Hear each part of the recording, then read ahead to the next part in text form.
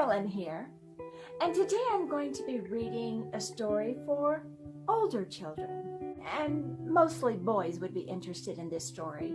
It's about a whale, a jackknife, suspenders, fish, and a whale's tiny throat.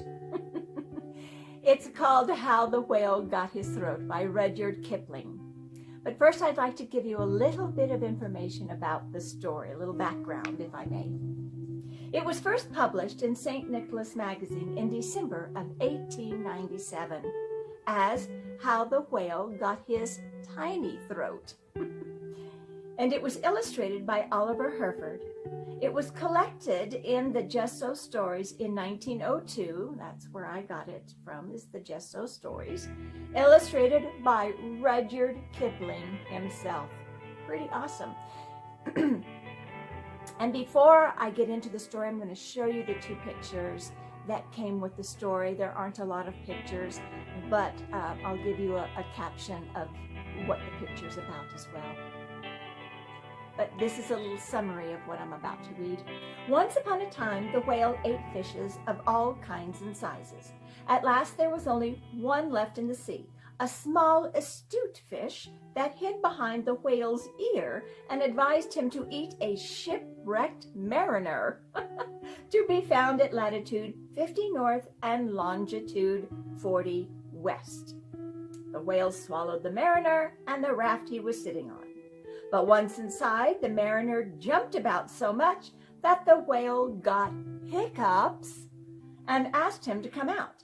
He answered he would not, unless he was taken to the shore of his British home and danced harder than ever. So the whale took him to the beach and the mariner came out. But in the meantime, the clever mariner had made his raft into a grating, which he fastened in the whale's throat with his suspenders. Forever after that, the whale could only eat the smallest of fishes, and that's where he got his tiny throat. Let me show you one of the two pictures. This is the picture of the whale swallowing the mariner on his raft. That's a pretty awesome picture, I would think, that Rudyard Kipling drew. And here's the caption that is underneath that picture. This is the picture of the whale swallowing the mariner with his infinite resource and sagacity, and the raft and the jackknife and his suspenders, which you must not forget. Those are very important. Suspenders are very important to remember when I start reading the story. The story won't let you forget. The buttony things are the mariner's suspenders, and you can see the knife close by them. I don't think you can see anything very detailed in this picture. He's sitting on the raft, but it has tilted up sideways, so you don't see much of it. The whitey thing by the mariner's left hand is a piece of wood that he was trying to row the raft when the whale came along. The piece of wood is called the jaws of a gaff. Well, I guess you could see something right there that he's holding, the jaws of a gaff. Interesting. The mariner left it outside when he went in. The whale's name was Smiler. The whale had a name, Smiler. And the mariner was called Mr. Henry Albert Bivens, A.B. The little Stute Fish is hiding under the whale's tummy, or else I would have drawn him. So said Rudyard Kipling.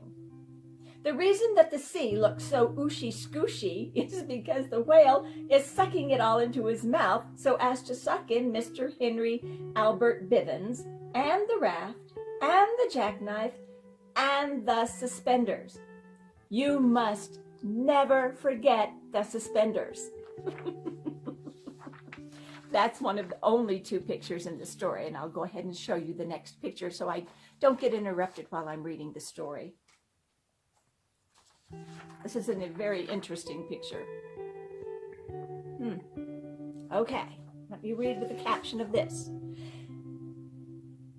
Here is the whale looking for the little Stute Fish, who is hiding under the door sills of the equator. I suppose that's the little Stute Fish. Yep, that looks like a fish to me. The doors of the equator. These must be the doors of the equator. Didn't know the equator had doors, but now you know. They are shut. They are always kept shut because a door ought always to be kept shut. The ropey thing right across it is the equator itself. The equator itself, right there.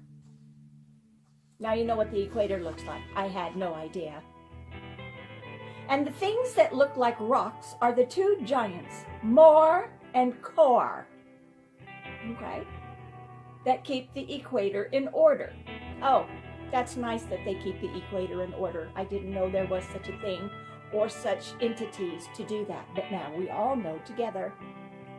They drew the shadow pictures on the doors of the equator, and they carved all those twisty fishes under the doors. The beaky fish are called beaked dolphins.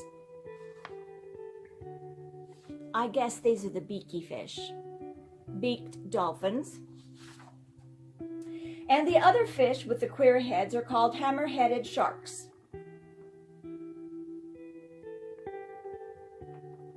I'm not sure which is which. Maybe you can decide.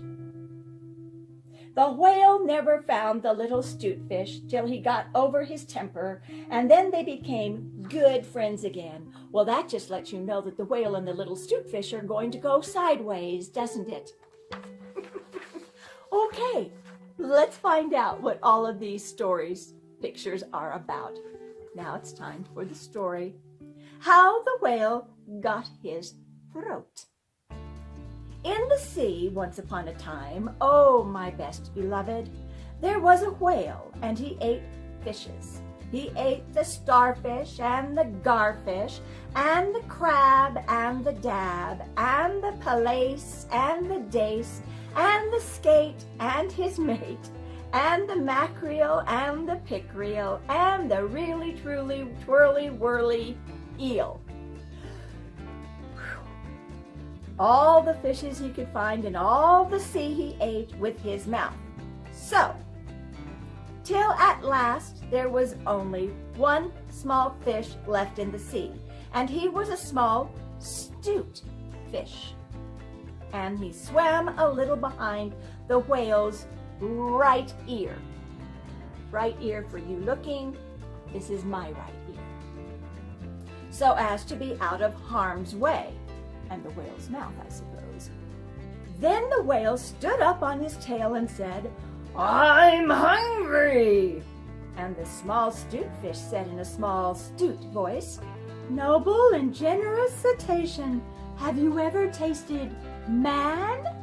"No," said the whale. "What is it like?"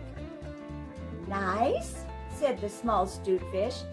"Nice, but nubbly." "Then fetch me some," said the whale, and he made the sea froth up with his tail. "One at a time is enough," said the Stute Fish. "If you swim to latitude 50 north, longitude 40 west, that is magic, by the way,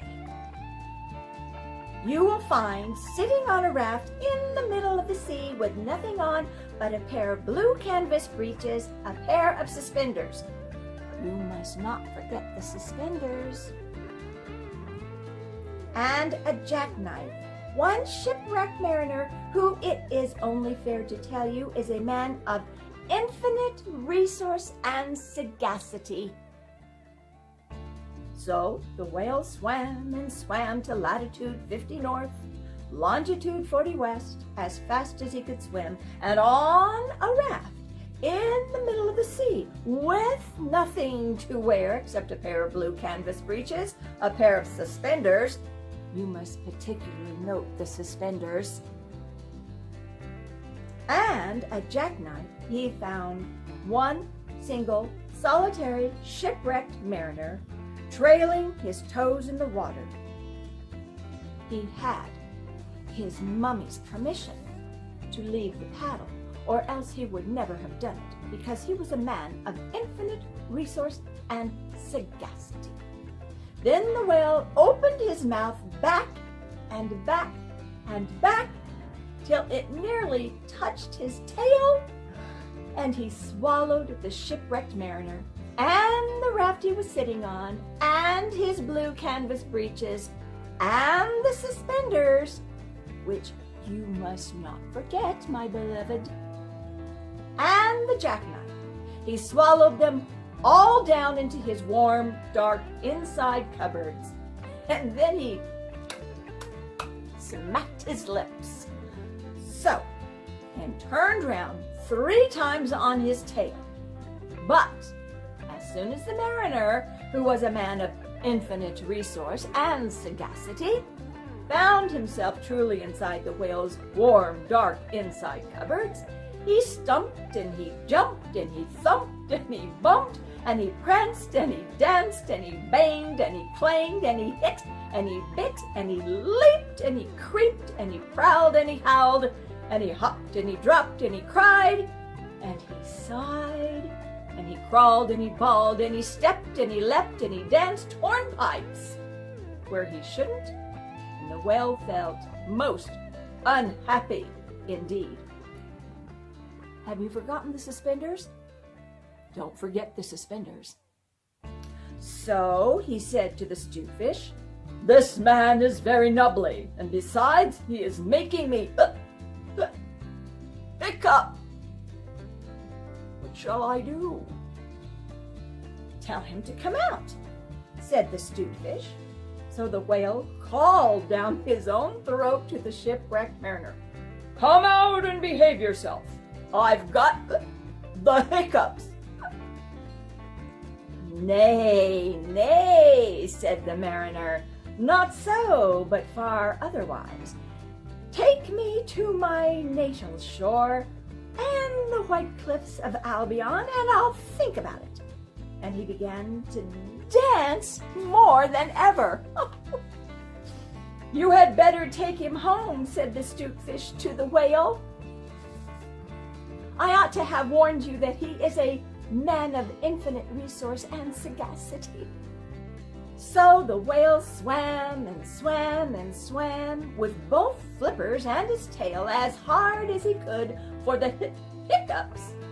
And at last he saw the mariner's natal shore and the white cliffs of Albion, and he rushed halfway up the beach and opened his mouth wide and wide and wide and said, "Change here for Winchester, Ashuelot, Nashua, Keene, and stations on the Fitchburg Road." And just as he said "Fitch," the mariner walked out of his mouth.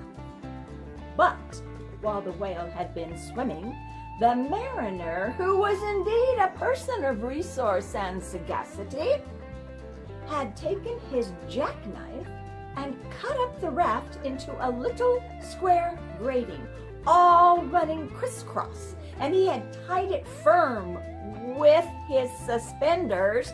Now you know why you were not to forget about the suspenders, very important. And he dragged that grating good and tight into the whale's throat, and there it stuck. Then he recited by following sloka, which, as you have not heard it, I will now proceed to relate. "By means of a grating, I have stopped your eating." For the mariner, he was also a Hibernian, and he stepped out on the shingle and went home to his mother, who had given him leave to trail his toes in the water, and he married and lived happily ever afterward. So did the whale. But from that day on, the grating in his throat, which he could neither cough up nor swallow down, prevented him eating anything except very, very small fishes. And that is the reason why whales nowadays never eat men or boys or little girls. The small Stute Fish went and hid himself in the mud under the door sills of the equator. He was afraid that the whale might be angry with him. The sailor took the jackknife home. He was wearing the blue canvas breeches when he walked out on the shingle. The suspenders were left behind, you see, to tie the grating with. And that is the end of that